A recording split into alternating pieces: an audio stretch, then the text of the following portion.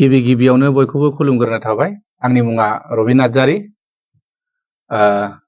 जोंनिनो फैनो गोनां आर्यन फिल्म प्रडाक्शननि थैसाम पार्ट 2 खौ फैगौ 30 अक्ट' एबा 30 आगस्तआव रिलिज जानो थांगासिनो। दा बेनिखायनो बयखौबो जोंनि हारिमु सिबियारि आरो सावथुन नायनानै मोजां मोनगिरि रायजो राजा आइ आफा बिदा फंबायफोरखौ नायफैनो थाखाय आं गुरै खावलायदों। जोङो फैगौ 30 आगस्त खालि मोन 11टा हलाव जों रिलिज खालायगोन।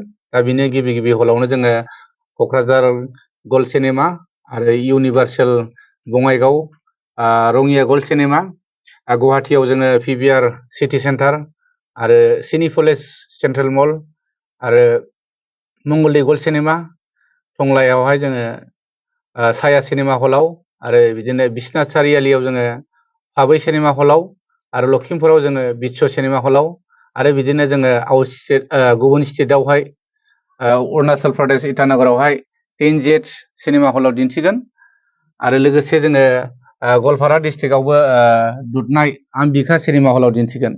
बेनिखायनो गासैबो जोंनि हारिमु सिबियारि बिथांमोन आरो लोगोसे सावथुन नायनानै मोजां मोनगिरि बिथांमोनखौ बै दिनखालि फैनानै लैहोर फैनानै नायफैगोन होननानै आंनिफ्राय गुरैयै खावलायनाय थाबाय।